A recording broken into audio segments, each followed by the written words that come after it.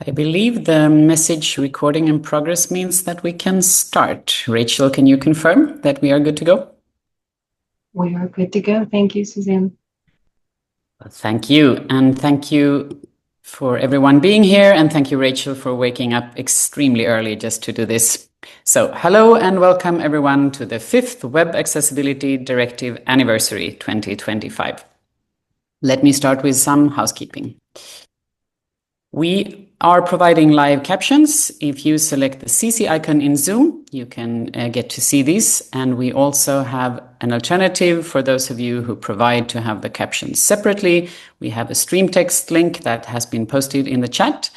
And if you follow that stream text link, you can also get automatic translations of the live captions into French, German, Spanish, and Swedish. We do provide international sign.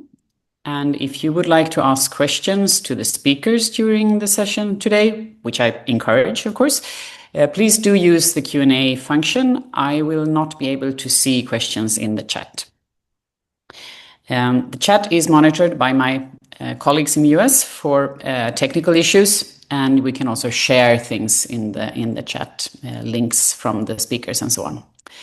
This event is being recorded and will be available on the IAAP website when everything is fixed and ready to go. My name is Susanna Laurin, and I'm the G3ict and IAAP Representative to the EU. I will be the moderator of today's event, and I will start with a short introduction about IAAP for anyone who doesn't know who we are. And it's interesting, we weren't sure if anyone would show up for the event on the Web Accessibility Directive this year when everyone is speaking about the European Accessibility Act, but we have almost 600 people registered for today, so it seems to be still a topic that many are interested in. The International Association of Accessibility Professionals, IAAP, is a not-for-profit member organization for people working professionally with accessibility. We are probably most known for our professional certifications, aiming to move accessibility expertise from a grassroots movement into a real profession. We have today around 8,000 members, and those members are organizations and individuals from more than 100 countries across the globe. And in order to support our members who do business in the EU, we started a specific EU program some years ago, and this event is part of the activities under that umbrella. So the Web Accessibility Directive, anniversary, it's a long name, is a collaboration between IAAP EU and the European Disability Forum, EDF.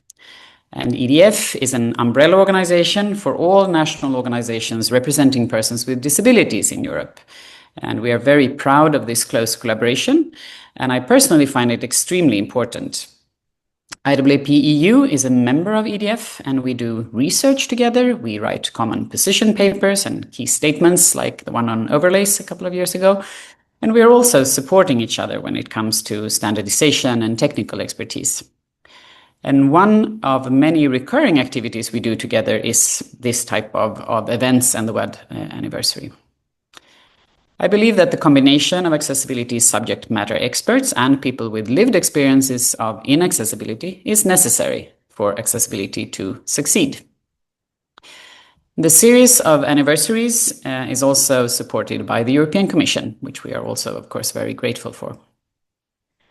We are keen, all of us, to make the anniversary free of charge and open to everyone, and that is only possible because of the generous support we get from our sponsors.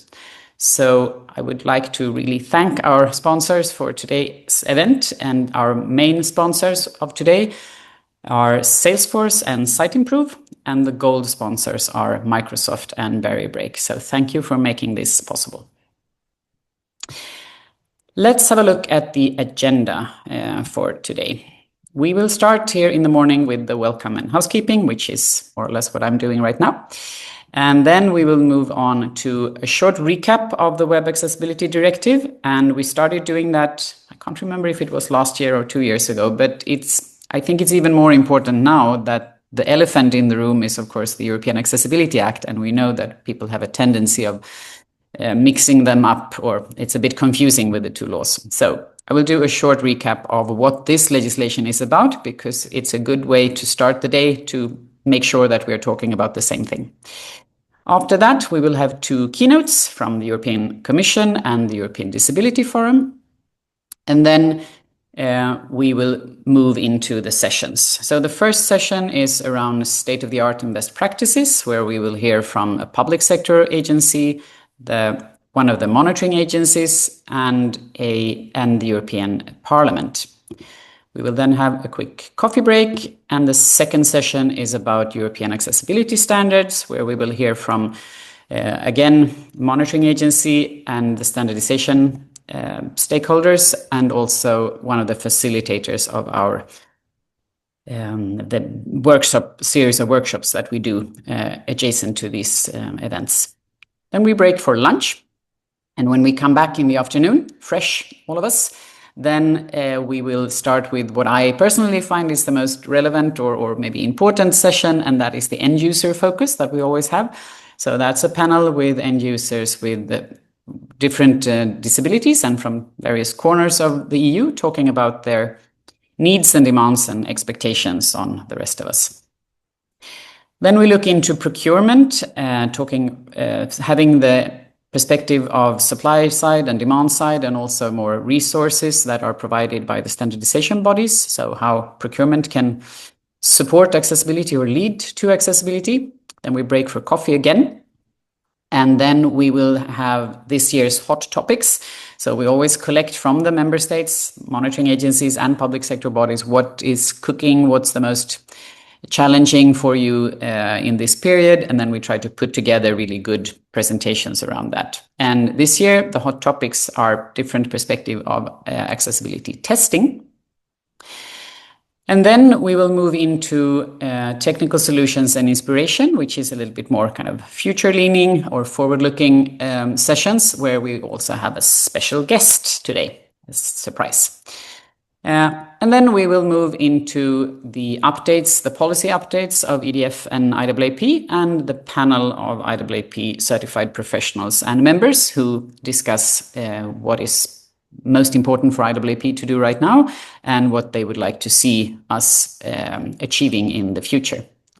Then we will wrap up and do something else after the event. For those of you who cannot wait to hear the results from yesterday's super nerdy workshop on the EN requirements that go beyond WCAG, you will have to wait until we organize a specific webinar, and because of holidays and different things, we will not organize this until the 23rd of October, but we will touch upon these topics in several of the sessions today.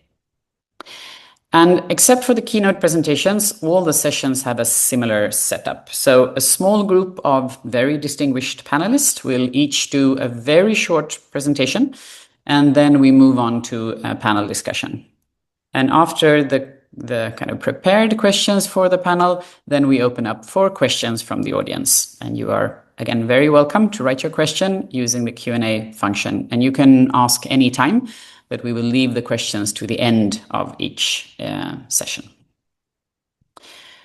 So very soon I will give the floor to our keynote speakers, June Lowry-Kingston from the European Commission and Catherine Norton from the European Disability Forum. But first I will make a very brief recap of the directive to make sure that we all know which law we are talking about today. And this may, of course, be repetition for some of you. So have a cup of coffee, do something else while I do this. But I know that a substantial part of our audience is from outside of the EU, and also people inside of the EU mix these legislations up. So let's make sure that everyone is on board. The Web Accessibility Directive. This legislation is covering the public sector and also what is called bodies governed by public law. And that is, you could call it the gray zone around, if you see the public sector as a hub in the middle. And then in many member states, we have dentists, doctors, schools, nurseries, and many other activities organized by the government and paid for by taxpayers' money, but that is actually carried out by private companies or NGOs. So also these organizations are covered by the directive. And the scope is quite easy. So the coverage is websites, extranets, intranets, mobile apps, and documents. So quite easy to kind of determine what is in scope of this. The enforcement, here I have chosen a picture of a pyramid. So it's kind of 3 pillars, but I think you can look at it from kind of top down and bottom up. So we have the monitoring and support, which is quite unique to this legislation so far. And that is that every member state has appointed one monitoring agency, and in member states with a federal system, they have several, of course. But these organizations monitor the fulfillment of the directive with a common methodology, so that they do a simplified method checking for non-compliance on a larger number of websites and apps, and then they check for actual accessibility on a small number of websites and apps. And the number is depending on the number of inhabitants in the member states, so it's very fair to everyone. They are not only monitoring, they're also providing support and training for public sector bodies and the industry. The monitoring happens every year, and every 3 years, the member states report back to the Commission, so that we actually get an overview of how this is working in the whole of EU. In the middle of the pyramid, we have the public sector bodies that are in scope of the legislation, and they need to self-declare their level of accessibility. And this is also not very common in other parts of the world, that this is kind of a legal expectation. And even if you are not fully compliant, you need to declare that. The really interesting or kind of nice thing about this is that the public sector body, of course, needs to understand their level of accessibility to be able to self-declare. So it puts pressure on them to understand where they are actually at. What is sometimes forgotten or not really implemented in a perfect way is that the statement is meant to have 2 target audiences. So both the formal information to the monitoring authorities, but also for end users to know what may not yet be fully accessible. And sometimes I think the public sector bodies could do a slightly better job in making sure that it's also that the statement is readable and understandable for ordinary people. And then we have the bottom of the pyramid, the bottom-up approach, which I personally think is super important. And that's the feedback from end users. So end users have the possibility, the right to provide feedback to the website owner or app owner and ask for alternative, or describe what is a problem, and even ask for alternative formats if something is not working well. And if the issue can be solved between the end user and the public sector body, then that is quite smooth. It goes quick. And the website owner, of course, gets free consultancy, which is fantastic. And the end user, provided that they have the time and energy to provide the feedback, of course, it's not a pressure. But if they do this, they are also empowered and I think feel that they have the right to really ask for accessible information. So that when that works well, it's really a win-win. If the public sector body is not responding in a timely manner or not in a way that I, as an end user, find is good enough, then of course I also have a possibility to escalate this to a more formal complaint when it becomes kind of a legal issue. So those are the 3 pillars or the pyramid of enforcement in the Web Accessibility Directive. And I think we have seen that has been working quite well during these years. A couple of words on the implementation, even if this has already happened. So when the European Commission, the European Parliament and the European Council finally, after negotiation, did decide on a directive in 2016, that is when the law actually entered into force. And then transposition happens. And that is when the EU decisions kind of trickle down to the member states, so that the member states need to implement the EU law into their national legislation. That can be done either by updating an existing law or developing a new law. So in 2018, that is when the date, all of this is the 23rd of September, hence the date of the anniversary. So the 23rd of December 2018, that is when the law was applicable in all member states. And then the public sector bodies had even more time to implement the rules. So in 2019, new websites, new meaning websites developed or published after the law became applicable, had to be accessible. And then in 2020, all websites, which means also the existing websites that were published before the law entered into force, had to be accessible. And then with a slight mix of logic here, in June, actually, 2021, also mobile apps had to be accessible. And then the whole package of objects that were covered in the directive had to be accessible from 2021. And the enforcement started already from 2020, and 2020-2021 is when the first series of reporting happened. And then the member states reported back to the Commission already at that time, because in 2022 we had the formal review of the directive where we looked into, is the law effective, efficient, does it do what it's supposed to do, does it work, and so on and so forth. And I think the result was quite positive. And then every year, the annual monitoring continues, of course. So 22, 23, 24, the member states have been monitoring, and then they have been reporting back to the Commission in 24. And now 25, 26, 27, and so on and so forth. This will go on, I guess, forever with this legislation. At least what I do know is that we will keep having the annual anniversaries every year for as long as I have something to say.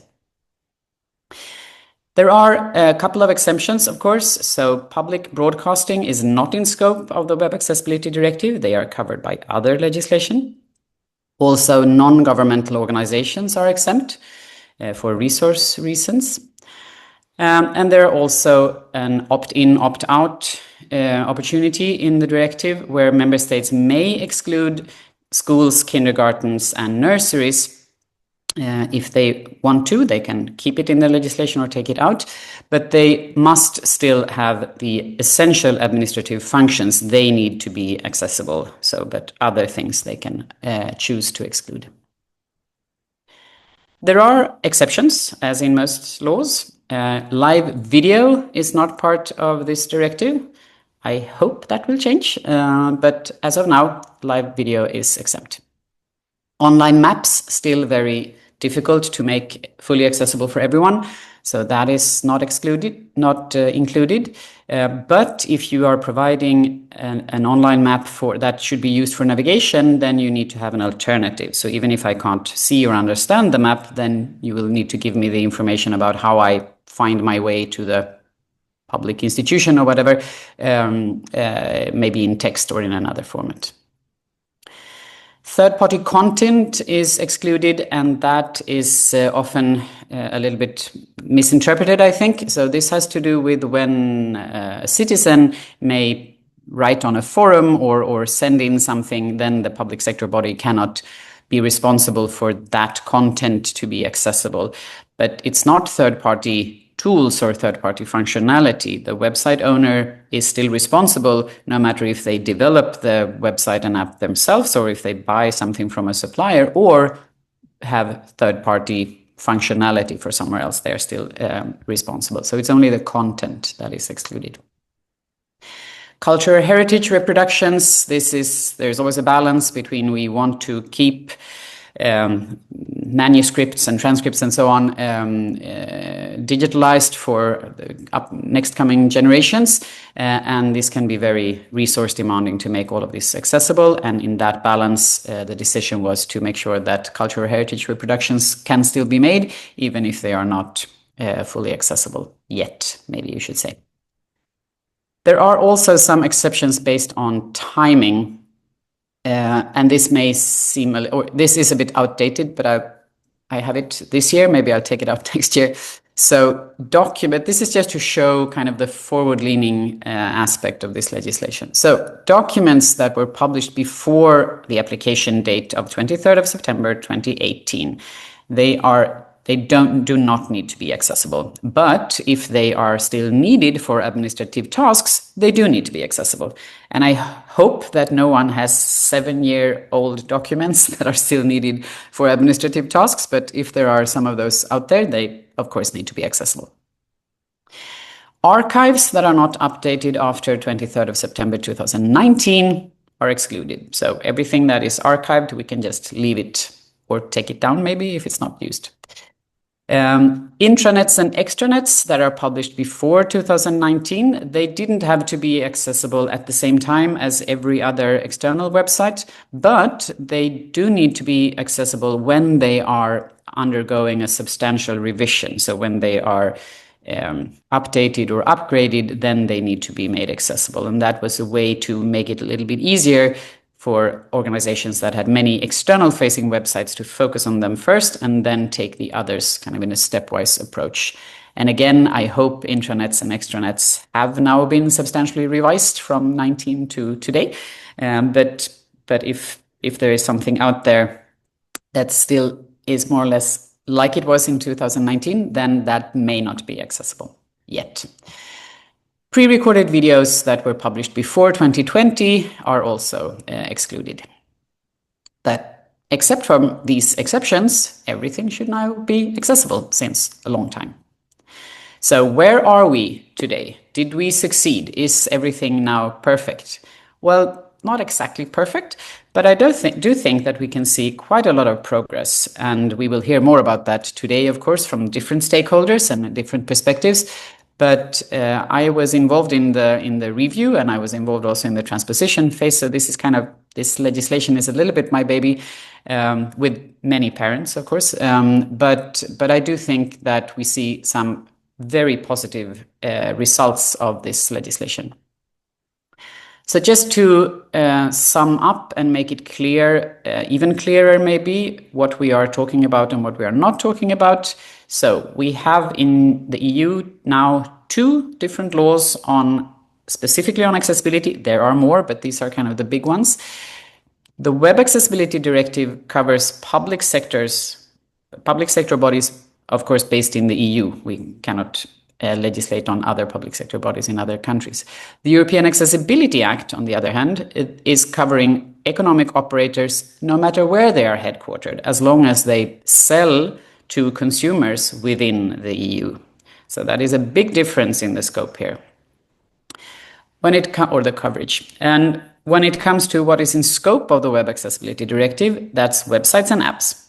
When it comes to the European Accessibility Act, there is a long list of certain products and services, so much broader approach than only websites and apps. When it comes to the accessibility requirements of the Web Accessibility Directive, these are very clearly defined in the European standard EN 301549, the current version, which is called 321. And if you go 180 pages or so forward in that document, you come to Annex A, and there all the requirements are listed. Those are based on WCAG 2.1, and then there is an initial 64, 63 requirements that are required for the Web Accessibility Directive conformance. When it comes to the European Accessibility Act, because the scope is so much wider, the list of standards is also longer. So the EN 301549, sometimes called the mothership of the European standards, is currently being updated, so soon to be released. We'll talk about that later on today. And that is updated to cover WCAG 2.2 and also many other new things in this standard. But we are also updating to other standards to support the European Accessibility Act and developing 3 completely new standards to support the Act. And the European Commission is also creating an implementing act to cover the EPUB format for compliance of ebooks. And then what is maybe not so much known, I think, is that the European Accessibility Act also affects the public procurement. And that is something we will also look into today, because that, of course, affects the public sector. There is also a standardization effort going on here with a technical report, so an informative document that is being published to support public procurement.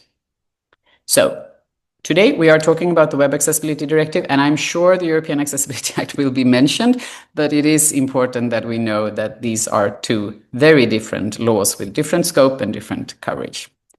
So I hope that we now can focus on celebration and move on to the actual content of today's event. This was just a recap to make sure that we are all talking about the same things.